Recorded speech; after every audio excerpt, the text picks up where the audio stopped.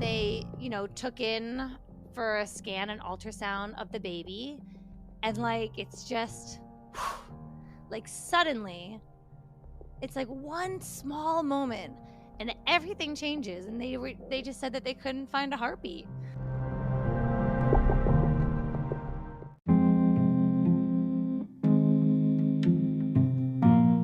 Welcome back to A Fresh Story. This episode is part of a special series for October, as it is Pregnancy and Infant Loss Awareness Month. We are honored to hold space for these profound conversations and share these stories. These stories may be of grief, but they are also of hope, resilience, and most of all, unconditional love. As a reminder, be gentle with your heart. And if you are not able to listen to this episode at the moment, we understand and we're holding you close. These conversations will change you as they have changed us. I'll let these amazing women tell you in their own words.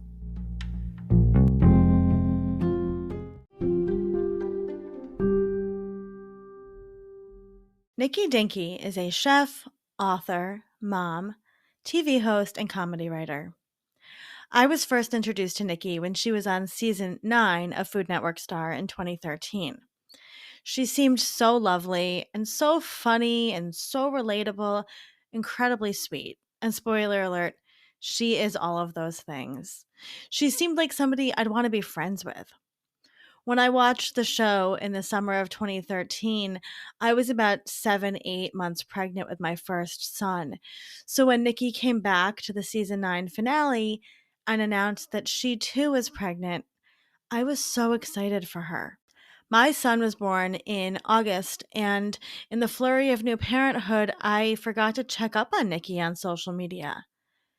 And then months went by, and I started to worry. Where was Nikki? Where was her baby? I remember vividly going to her website and seeing the blog post. Nikki's daughter Willa was stillborn on her due date, November 25th, 2013. I will never forget reading about the lemonade cheesecakes for Willa, and I never forgot Willa or Nikki. My heart just broke for her, and I thought of her often. In the years since, Nikki and I have bopped around similar media circles and have some mutual friends. And so when it came time to produce this series, I knew I had to talk to her. I wanted to know more about her journey with loss and grief. And of course, I wanted to know more about Willa. Almost 10 years later, and Nikki describes every moment with Willa so beautifully and honestly, and with such grace and reverence for her daughter. I'll let her tell you a little more. Yeah. Oh, well, let me, it has been this fall, will be 10 years since we had our stillbirth. So, to kind of go back a little bit, we had decided to get pregnant. And it's funny because this pregnancy, unlike our ones following it, was actually very easy. The other ones were much more difficult, even just to get pregnant. But our daughter Willa was conceived kind of quickly and slightly unexpectedly. We were ready. We were definitely ready, but we didn't know the timing was going to be what it was. And, then we went on with this pregnancy, as, 30-year-old, 34-year-old people, ready, excited, in a very committed relationship. And we were just really excited about the idea of expanding our family, something that we knew we wanted. It all felt like these things that you had thought about your whole childhood. I want to have 2 kids, 1 boy, 1 girl, and I want to have them when I'm 30 and 32, and I want to do this. And at that moment, it felt like that was going to happen. Um, and so we pretty quickly on in our pregnancy knew that there was something wrong. We had cystic hygroma, which is just some extra fluid on the back of the baby's neck. And that's one of those things they test for right around that 3-month mark, where they usually kind of give you the you're okay, or maybe things aren't okay. So that was one of the indicators that something could be wrong. But actually, the cystic hygroma, the fluid itself, doesn't actually mean anything. It's just there, but it means that they could have a very high chance of something like Down syndrome and other conditions, very serious conditions, many of which would make them not viable. So we went through the process of getting actual, a DNA test done on the baby. So they were able to really get, a good picture of what's going on with the baby. We were very ready for a lot of diagnoses and were unsure of some how to handle some of them. But we got nothing and it was fine. And we were like, oh, okay. Like we kind of made it first past that first hurdle. And so they said, listen, if nothing's coming up on this, then it means that there's a very high chance that there's something wrong with their heart. Often a heart condition that means that they would never be able to live outside the womb. But we can't actually look at their heart until almost 6 months along. So we went through the first, more than half of our pregnancy. I didn't tell anyone I was pregnant. I was skinnier and younger then. So I really was able to hide it. And we just kind of ignored it to a degree. And then at 6 months, we did an actual scan of her heart. She was big enough and they couldn't find anything wrong. And so there was this moment where we had been like holding our breath for 6 months where we felt like we could relax. Like we were going to fucking have a baby, like we were going to have a baby. We had actually had a miscarriage before Willa. So there was a part of me that said, you have a hard time with a pregnancy, you move on, you do it again. So I think I at that point still felt like it was kind of a pregnancy, and less of like there's this baby. I believe we did not find out the gender for a while, though we knew it because we weren't really sure how to handle it all. I don't think I was super attached. I think I was kind of like, you can kind of live in your normal life. It's amazing, like you just kind of keep going. But when they told us that her heart was fine, they literally were like, "There's nothing wrong with your baby. Like, congratulations, go have a baby." And we were like, "Oh, okay." And it felt like this weight was lifted and we were allowed to be excited. We were allowed to tell people and I had a baby shower that was a surprise and it was so sweet because I just like couldn't believe we were suddenly there. They did all the regular scans. Everything was looking great. There was literally no reason to worry besides those first two indicators. And so we had a very normal pregnancy. On her due date, I wasn't really feeling her. And I just wasn't even like that aware or worried. I kind of just was like, oh, well, like, I don't know. Maybe Evan, my husband, finally asked, like, when's the last time I was like, oh, I guess it has been a minute. So we did what we normally do is, that was like a Sunday and we went out to brunch and I got hot chocolate and orange juice and all the things that like usually would make her kind of work up into a frenzy. And I still wasn't really feeling anything. And at that point, honestly, my only thought was, okay, like we thought we were gonna like have this baby in one way. Maybe we're gonna have to like have a C-section or be induced. Maybe like the fluid's low, or like there's a million things that happen when you're about to give birth. And keep in mind that this was the day that I was due. This was 40 weeks. I knew the baby was measuring at 8 pounds, and I think we probably waited another couple hours. My husband was more nervous than me. I was like, this is fine. Like, this is just having a baby stuff. Finally, we went to the labor and delivery floor. And, we had only gotten into that first area where they just kind of like let you lay down. You're not in a room or anything. And they, took in for a scan and ultrasound of the baby. And like, it's just like suddenly it's like one small moment and everything changes, and they just said that they couldn't find a heartbeat.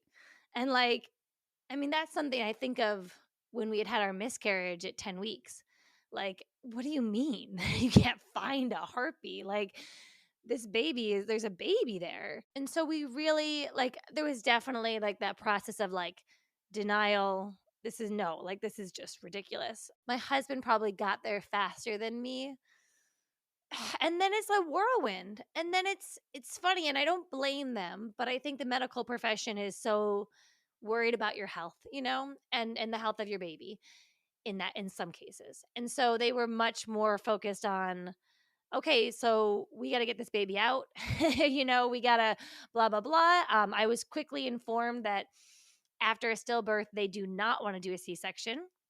I thought, you just get the baby out, right? Like, And to a degree at that point, I was like, "You get the baby out and you move on."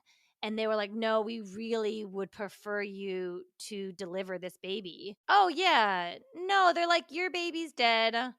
We really don't know what's happening what happened. We need to get you we would like to induce you." Yeah, definitely within 20 minutes. I mean, very quickly. And that's the thing about stillbirths, and I think, whenever someone goes through them, unfortunately, or they just someone that goes through them, that's why it's so important to talk about them because we never think about this.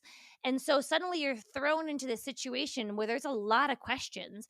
How are we getting this baby out? Are you going to have an autopsy? Do you want to have a priest here? Do you want to take photos? I'm like, what? I don't know. I've never thought of these things. I've never even considered if I lost a baby in this way, like would I bury them? Would I cremate them? Like what? This is just so many questions. But the first question is, how do we deliver this baby? So they pretty quickly were inducing me and got me hooked up to an IV to start induction medicines. I don't even know, it's such like a blur until you're then in labor. The guy messed up my epidural, so it wasn't really working. And then they got to a point where I was far enough along. They were like, "We'd really love for you just to push, like, if we give you more medicine, like this could be all night." And so I actually delivered her pretty naturally. Um, I delivered her with my eyes closed because I thought I didn't want to see her.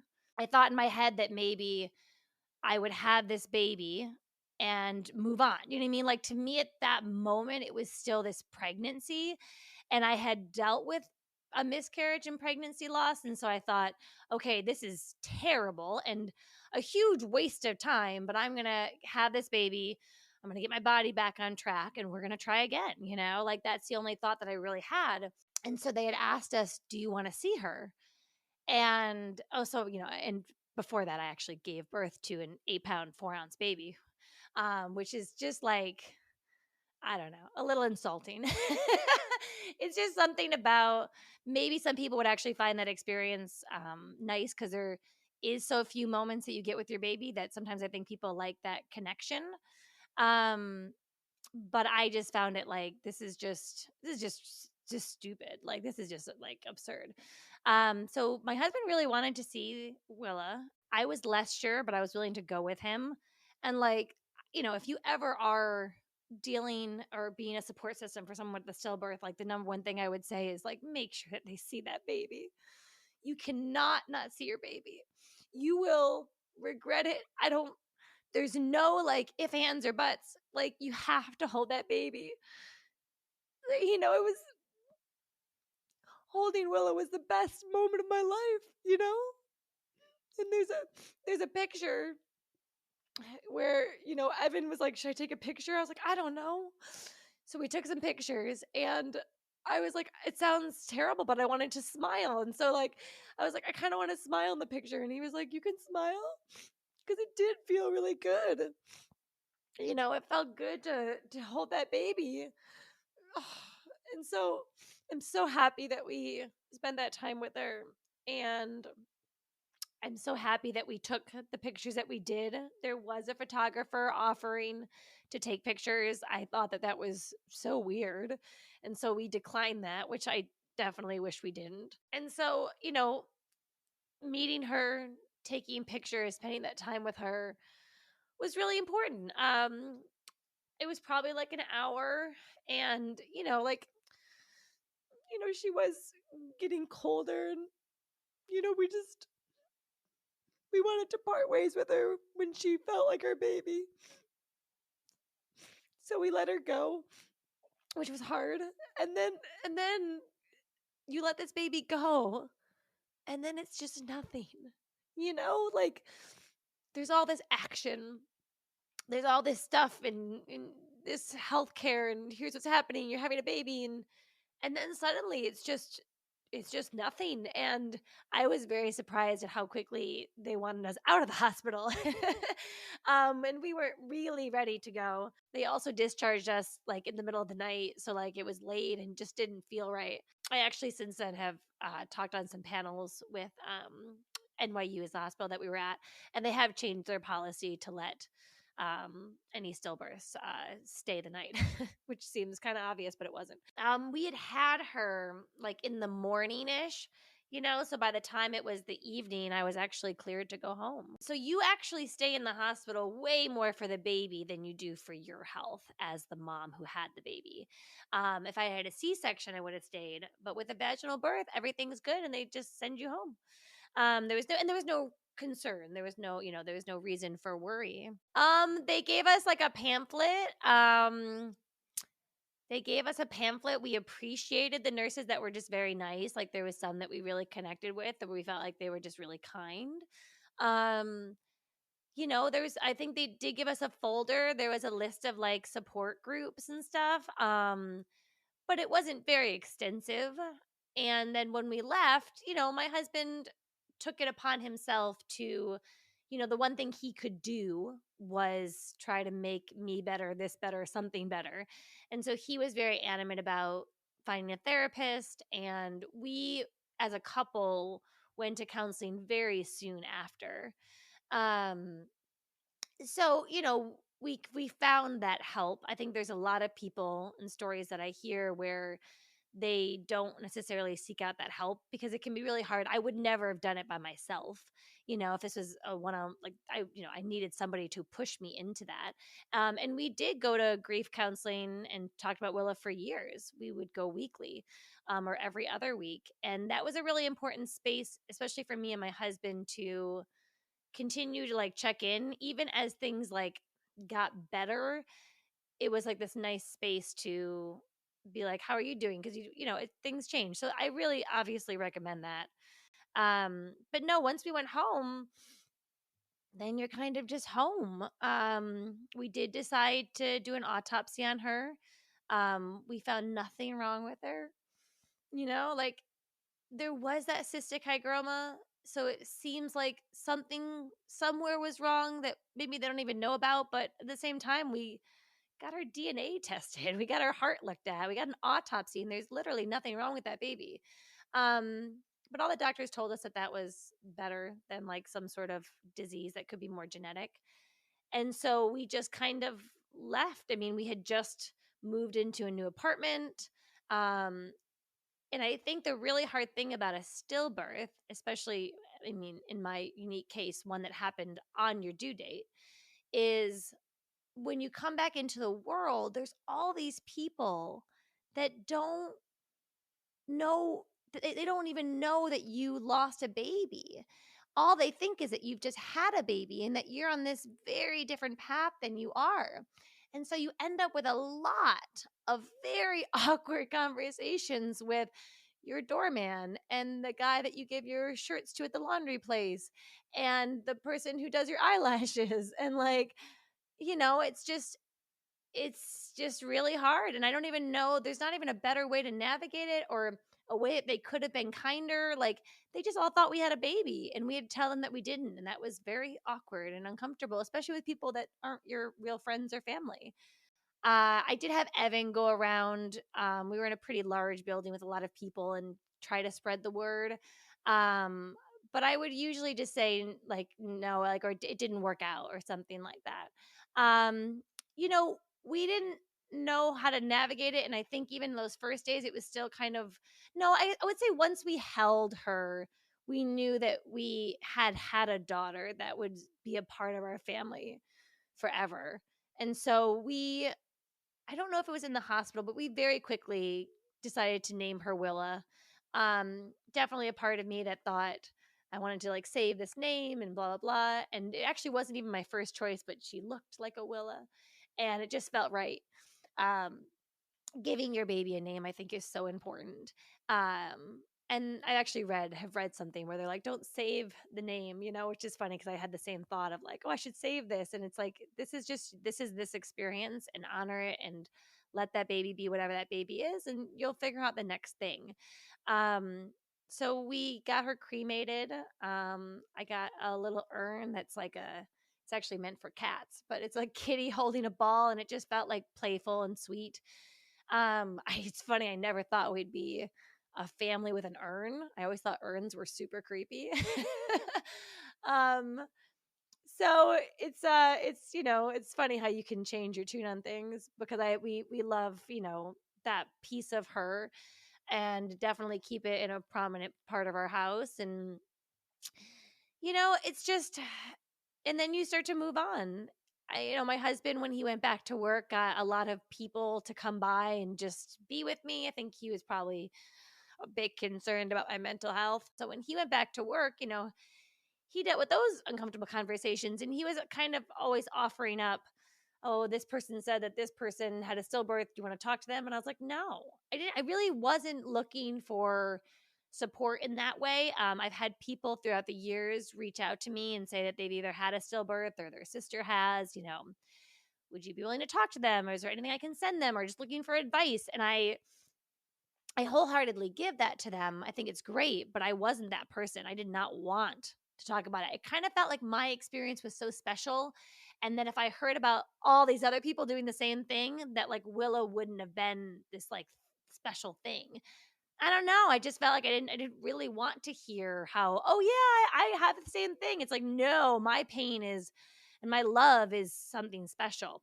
So it took a while to like really even want to hear about from other people, and that wasn't definitely a path that helped me towards recovery, though I think it could be.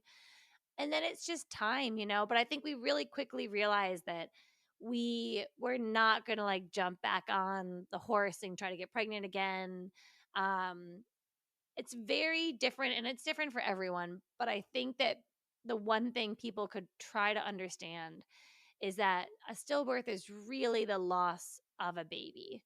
And we can all have different opinions on when a baby is a baby and blah, blah, blah. All I know is that most people that have a stillbirth, which is post 6 months, feel very strongly that they have lost a child. And the best thing you can do to support them or just be respectful is to recognize that, is to understand, hey, you had a baby, and what's that baby's name? Yes, ask if they named the baby. Ask what the baby looked like. Like, did she look like you, or like what color was her hair? Ask details even about the experience, because that's all that a parent of a stillbirth has, is these little moments. I have a box of a little piece of her hair and her hat and a couple other mementos, and that's kind of it, and a couple photos, and that's all I get of a baby. Instead of a whole lifetime, you get a couple things. And so you want to share that, you want to talk about it, you want to say their name out loud. And so if somebody around you has a stillbirth, ignoring that, it's, like, even worse. Like, I didn't get the whole lifetime, and now I don't even get the memory or this baby or to talk about it. So, I heard a story once of, a little bit of a different generation, a little bit older, and the person had a stillbirth, and the family came in, and they took all of the baby stuff out of the house, and before the person got, like, home from the hospital, to kind of, like, hush hush, like, "It's all over now, it's good." And they ended up creating this huge rift between them, and they, like, never spoke, and the family, like, had a really hard time. And I think that we think we're being helpful, um, but, like, Willa's stuff is also still so important to me because that is what I have, and I get it. It's like it's hard for people to understand. My when my next daughter was born, Ivy, we had her maybe let me think. We had her about 3 years later. Um, it's hard to kind of I had Willa's room was kind of a shrine, like cuz we were ready to go. We had her crib, we had everything. Like for once in my life I was organized and everything looked great. And so that was a really special place that I would go just to think about her and be with her and connect. And then suddenly we had another baby coming into this space, which was hard. Um, and we definitely made it Ivy and Willa's room. And, even to this day in a new house and blah, blah, one of my daughter's dressers has the same stuff that has always been in there. It's Willa's stuff. And, it's her favorite items or my favorite items for her. Um, so yeah, you want to talk about it. And I think mementos is something interesting and important to talk about because people are always asking, my baby's that passed away's birthday is coming up. Like, what do I do to honor them? Or this person, I just want to like give them something, do something. So I think besides asking about the baby and understanding that they have really lost someone and wanting to share about them, the next thing is mementos. And it's funny, I wouldn't consider myself a big gifter.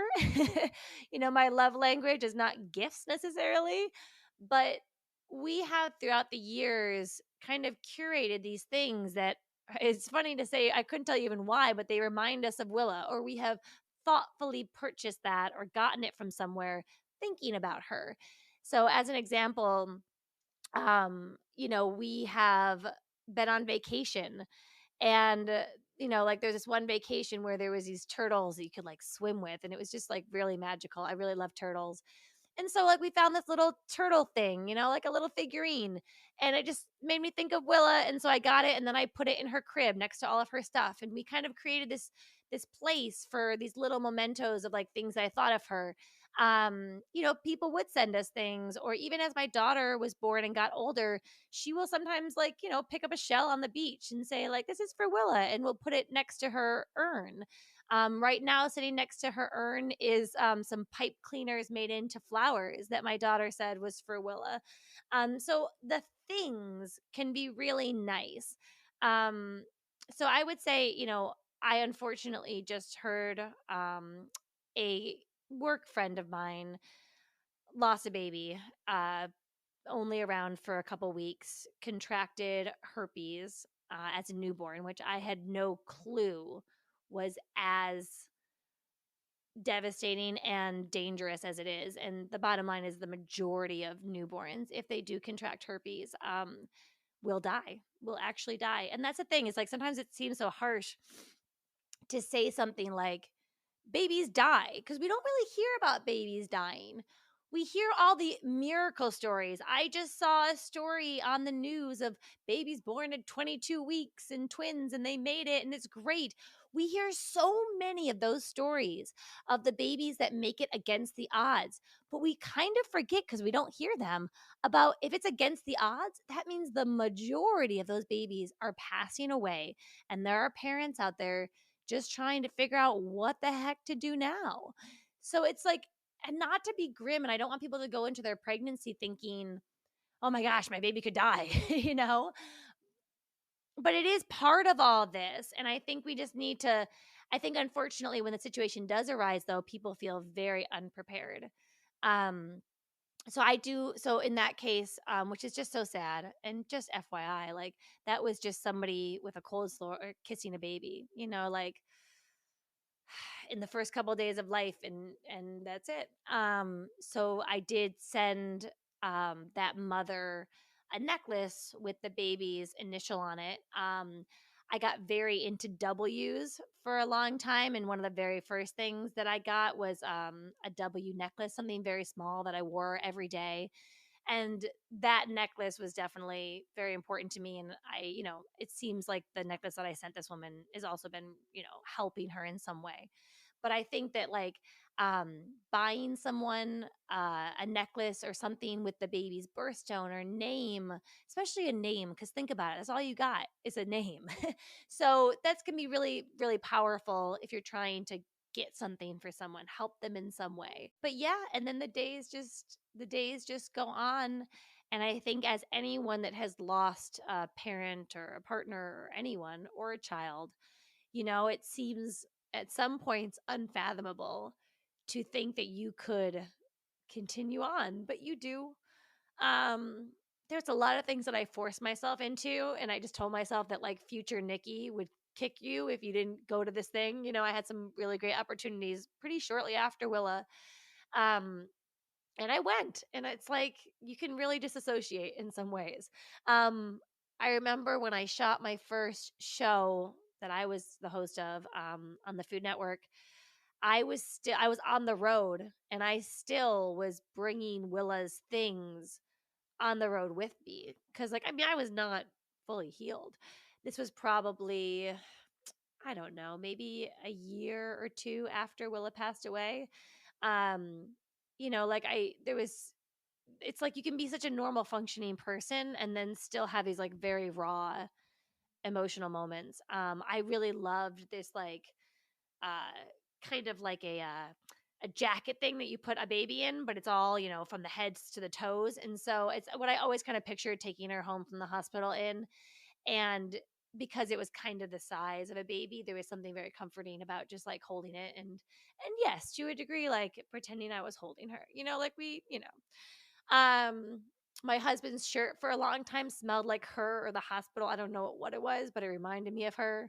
And I remember the day that it got wet and like ended up in the laundry, and I was devastated. And you lose those things slowly, but you gain them too. We on one of her birthdays bought her we went to a flower shop, and I have a garden even when I was in the city, and so we bought a specific plant that I just kind of walked around until one spoke to me. It's a lantana, and now like the lantana is, Willa's plant. And so we have always had a lantana. One time one of them died, and I was devastated again, and I had to tell myself that that's not my baby, it's just a plant. I'll get another plant. You hold on to these things, and so like there's a lot of things that you can do. And I think when it comes to celebrating throughout the years, we have lit lanterns and put them on a lake. The first quite a few years we did a lot of trips, often to somewhere like naturey, hiking, somewhere kind of quiet, and just took time to think of her. We would light candles. It's just like these little things that you can take from traditions of any culture, any religion. Sometimes I would just hear something, I thought that sounds nice, and I would just do it. Of course, I wanted to know more about Willa's lemonade cheesecake, which was a recipe from Nikki's first cookbook, Meat on the Side, and why it was so important for her to continue sharing Willa's story. I also wanted to know how she shares Willa with her other children, and what does she do to feel connected to her daughter? So, when I wrote my first cookbook, which was another thing that I probably wasn't prepared for mentally, but it was a great opportunity. When I wrote that first cookbook, Meat on the Side, I decided to include my last recipe was some lemon cheesecakes. And the reason that I did that was because when I was pregnant with her, I just loved lemonade. Like that's the one thing I always wanted. Oh, tasted never tasted better than when I was pregnant. And I just loved like lemonade and sugar. And so a dessert featuring lemons felt very appropriate. And I wanted to put that in the book because I wanted to share. And I think it's a little bit of a tricky thing, especially if you have any sort of um, following, but even if you don't, just sharing with friends and family, it kind of feels like a little icky, or you're kind of expecting people to be like, oh, is she like just trying to get our attention, or be like, woe is me. And, and that's a hard thing to navigate. But I think at the end of the day, sharing Willa, even in this way, does two things for me. It allows me to talk about my baby, which is a pretty fucking great thing. It's a highlight of my day. And two, you have to talk about it. Because if we're not talking about it, nobody knows. The things that I think are obvious, like, oh, of course you would ask the name of the baby. People don't know. They're like, I don't know what to do. Like, this woman at work just lost a baby. Like, what am I supposed to say? Be like, oh, I'm so sorry. Like, did you name the baby? Oh, that is a beautiful name. And then maybe get them a token at some point. If that's like, it depends on your relationship. But if we don't talk about these things, we don't know that. We don't know anything. So I continue to share it. Willa's birthday actually is coming up in November. So, usually for her birthday, especially at this point, we are so lucky to have 3 children in our house. And her birthday falls basically right on Thanksgiving, sometimes actually on Thanksgiving. And so we often have family around, which has been sometimes interesting to navigate because I want that quiet time celebrating her, but we have extra people around. So now a lot of times her birthday looks like, I will get a craft for all the kids. Like we'll get a bunch of like wooden W's and we'll paint them, or wooden hearts. We will the last year last year we made a little plant. I got like kitty plant holders because her urn is a cat. And I got all the kids little fake flowers to make little cute arrangements that then they could keep in their rooms, going off to Boston and Baton Rouge and these different places where they lived, and that they could think of Willa. Um, so there's a lot of wonderful things I think you can do, and it just fucking sucks, but you keep going. When Ivy was born, we definitely knew that we weren't going to shy away from telling her that she had a sister who wasn't here named Willa. Um, that was a decision that I think we had to make because we were like, we can't like not talk about Willa. Willa was such, at that point, especially like such a huge part of our life. So we did. We told Ivy really early on that you do have a sister, like, but she can't be here. And throughout the years, like, she's asked different questions that we've tried to navigate, and she, we don't have a strong belief, so it's not so easy to be like, that baby's in heaven or that baby's here. I'm like, I don't, I'm not sure. And they want to know why Willa can't be here. My twins are a bit younger. Ivy's 7 now. The twins are just turned 5. And they sometimes ask more questions like, is she going to get better? Can she come? Like, well, why isn't she here? And I just make sure that it's never like about her not wanting to be here. It's like, I say things like her body just wasn't strong enough, or I know she's so sad she wants to be here, baby. Like, but we really do. I mean, most of my kids, if you ask them like how many people are in their family, they would include Willa. I write that on the note sometimes when they first attend a new school, like just, like, in case they randomly talk about Willa. We probably talked about her more with my first daughter, and I think Ivy and Willa have a really strong connection, and Ivy definitely like will from time to time be like, I miss Willa. And I go, I miss her too, baby. Like, and she's like, I just want her to be here. And I was like, oh, me too. But that's like what it is. And I guess it's a hard thing to navigate, and maybe people don't want to share all that with their children. It's like, but it's just the bottom line is there's someone here that we love and they're not here.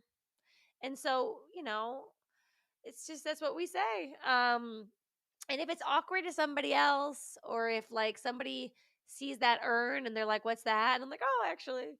Or I can think of a time being on set where I had a bracelet that very you couldn't really tell that it said Willa. The script was like all kind of in just like a pattern.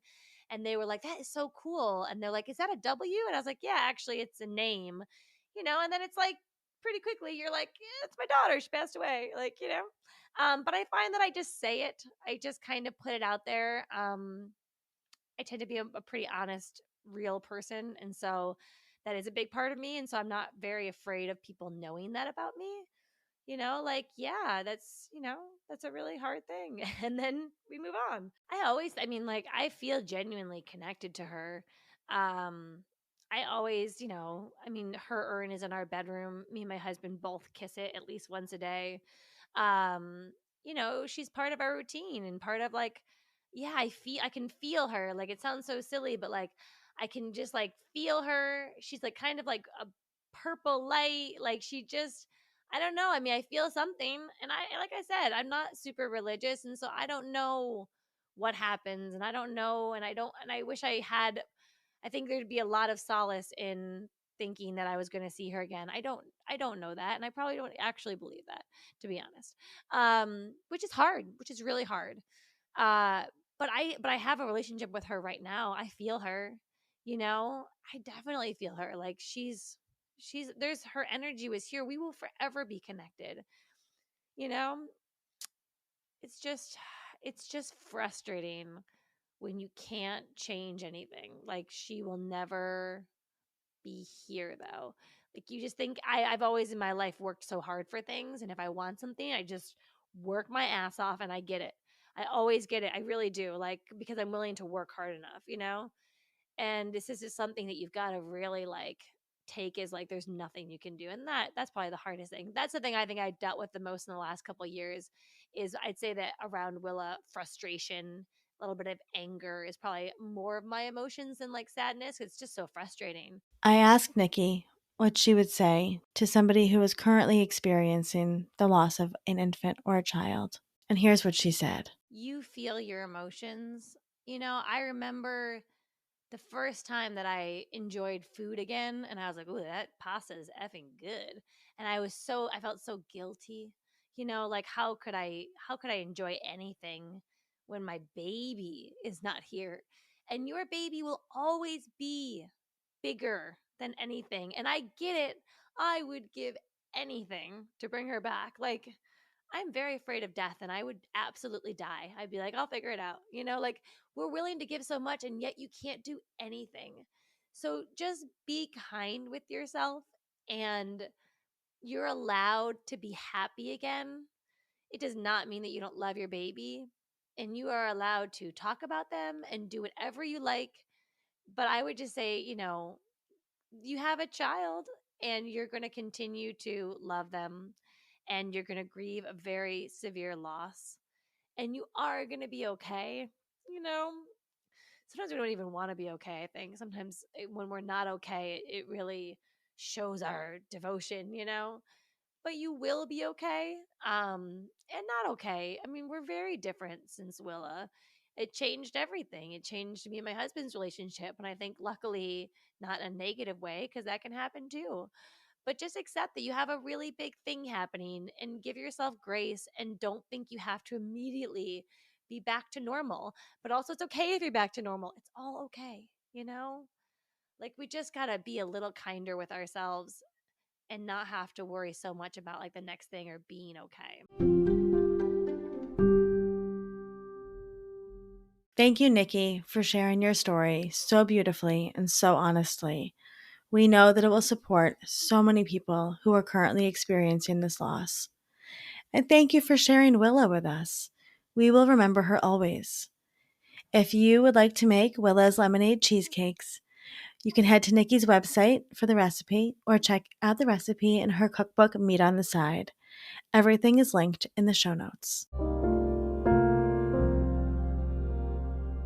A Fresh Story is produced by Fresh Starts Registry. A heartfelt thank you to all of the women who shared their stories in this special series. And a special thank you to Alex Mooney, who has been our special consultant for these episodes. If you are experiencing pregnancy or infant loss, we hope that these episodes helped you feel a little bit less alone. We love you, and we are holding you close.